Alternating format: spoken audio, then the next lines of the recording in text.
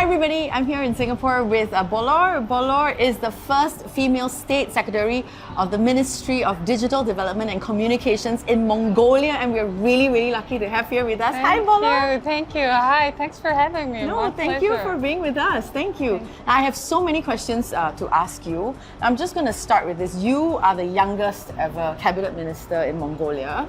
Why did you want to go into politics with kind of a specialization, or rather a focus on technology?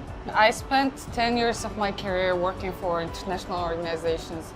In 2019, I decided to implement a program called Digital Pathways with University of Oxford, which I graduated from, and Bill and Melinda Gates Foundation, on digital technology and what's blocking Mongolia to develop digital technology and do the digital transformation successfully.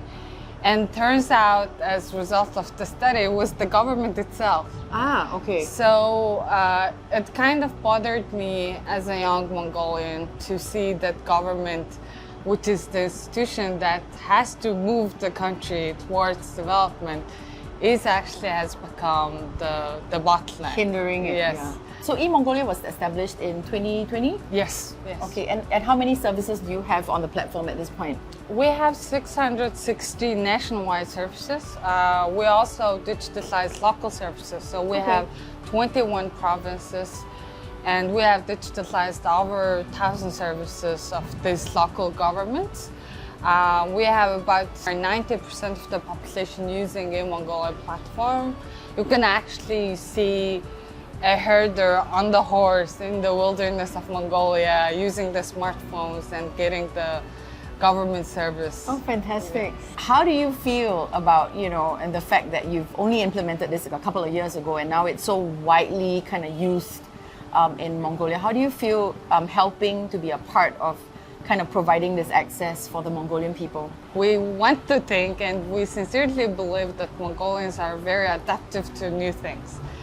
So I think that kind of paid off in this case as well, and a lot of even elder communities using eMongolia intensively, and people actually, when they try it for the first time, they want to tell their friends, families. Yeah. And that's the best marketing method we had. Word of mouth. Yes, exactly. So it feels good, but we have a long way to go. It's just the beginning, yes.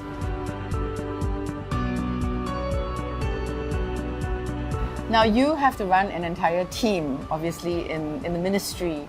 Tell us a little bit about how, as a woman of your age, and obviously this is very impressive. How do you go about doing that? What is the leadership style that you've decided to adopt as a cabinet minister? When I joined the government, it's a very traditional institution everywhere in the world, and you can't just bring startup leadership style to government. I think I kind of turned out to be very aggressive, to be honest, and very into details, but also I don't like the bureaucracy and the levels within the government. I work with the most junior staff directly. So I'm looking for constructive criticisms everywhere I go and look for the spots that I missed. I try to educate as many young people and as many young women as possible in my team so they can become future leaders. I'm sure there are a lot of young women watching this interview and, here or all over the world and thinking like, this is somebody I want to be like you, but we know we live in a world where the patriarchy is still very strong. Yes. Right? And so what are some of the biases that you have had to overcome, and what do you have to do to overcome these biases? The first day I joined the government, when I went to the Parliament House, I remember the guards were asking if I were assistant or a service lady. Oh dear. I think I spent months kind of trying to have myself acquainted with these security guards because they change shifts. But that's kind of the beginning of my journey, that I experienced challenges and this gender biases. But interestingly enough, almost 65% of the population of Mongolia is under the age of 35. So Oh, we are okay. very young Yeah. nation with rich history. But again, we are not allowing young people to lead or create anything. So I think I'm hoping and I'm working to break that gender bias for future girls to go into politics, go into government.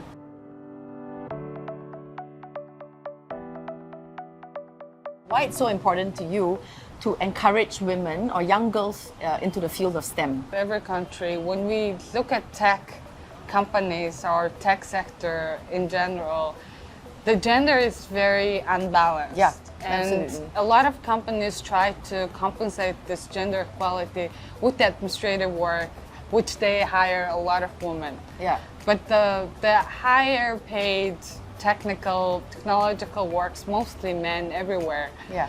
When I was in high school, I experienced the same thing. I loved ICT, I loved software engineering, but my teachers would say, oh, it's like accountant is better for women, without thinking. So that's kind of embedded in the educational system everywhere. So I try to give opportunities to girls. I'm not forcing them to become a software engineer, but I'm giving them opportunity to see the options to become a software engineer or work in tech area.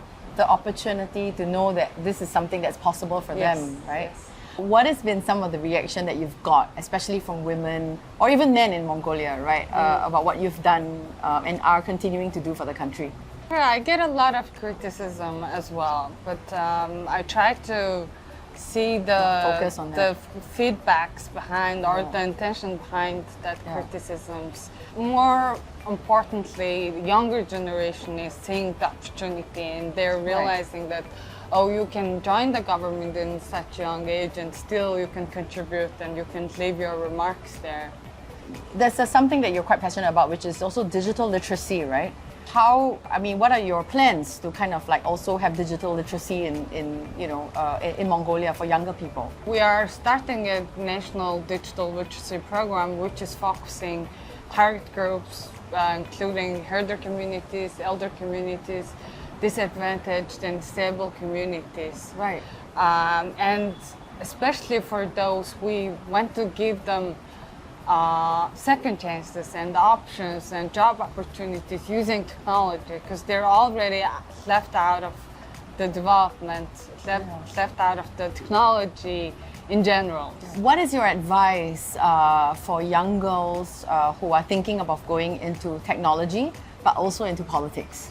I think the first and the most important advice would be to be brave.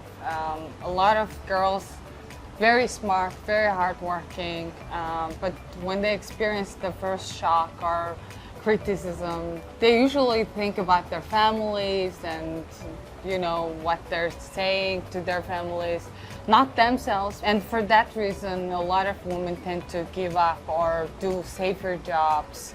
The biggest and the most important thing that you have to be ready for is a lot of challenges, and you'll have to be brave to go through that. What are some of the plans that you have and that you and your team have in your mind in order to then drive technology in Mongolia forward? One of the most interesting results that I'm hoping for is to combine Mongolian culture with technology. Yeah, we have nomadic culture. A lot of tourists come to Mongolia to experience the wilderness of Mongolia and interact with the nature. And the city is very metropolitan now. A lot of people see Mongolia as like horse and Genghis Khan, but it changed a lot. And it's a very interesting hub as well. In humanity, we need to help each other to experience different things, embrace our advantages and cultures and understand each other. And I think the Web 3.0 is allowing us to do that. And for that, I think it is giving Mongolia a great opportunity and we are ready to work for it. Is there any other current technology that you're, kind of trying to develop in Mongolia, for example, AI or like blockchain? Are you like also thinking about Mongolia to become a cryptocurrency hub, for example? We are now heavily focusing on AI and blockchain, as everywhere. It's everywhere. Good thing about technology, it's already flat. So it doesn't matter if it's in Mongolia or in the US or in the Singapore. We have this talented people, young people developing these things. But what we are aiming to do is to allow foreign companies to establish a company in Mongolia, operate in Mongolia, and really just check out Mongolia, not as an investor view, but as a place where you can create your own community.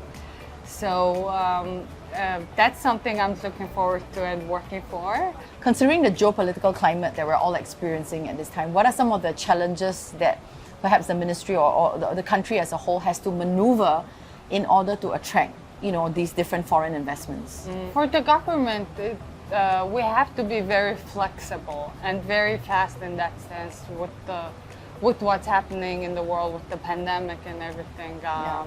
And most of the governments everywhere, I think except Singapore, is very bureaucratic, and it's very hard to move with a lot of legislations and a lot of rules and policies. But for Mongolia, the Prime Minister's economic reform means that we want to make the government productive, small and smart, so we can be as flexible as possible to attract foreign citizens, foreign investors, and really make them discover Mongolia and help us develop Mongolia together as well.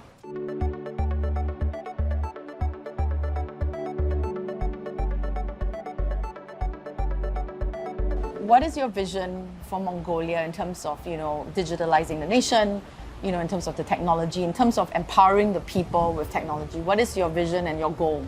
The plan we have is for 5 years, but we can squeeze this plan and implement it in 2 years, 3 years. And one thing leads to another, and the advanced technologies are coming up every day, and every minute, every second.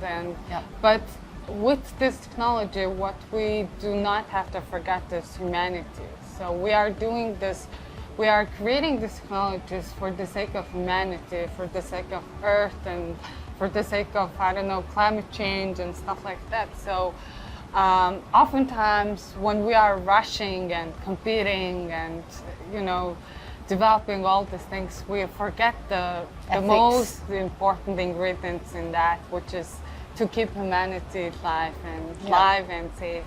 And alive and safe, exactly. Yeah. So for Digital Nation, that's something that we wanted to embed in the beginning, and we want to make policies that are human-centered rather than technology or policy or government-centered. So that's the center of our Digital Nation concept and Digital Nation policy.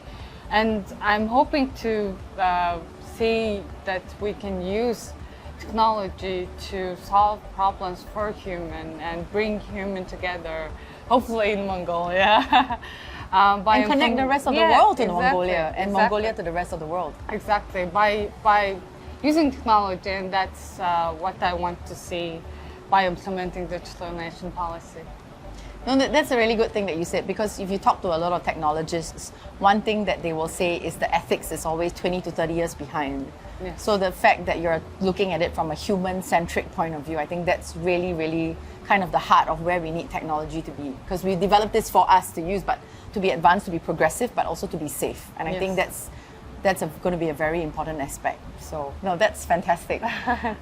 You could say something to your country, right, the Mongolians. What is it that you want to say to them about, kind of where you are looking at bringing, or you and your team are looking at bringing Mongolia into?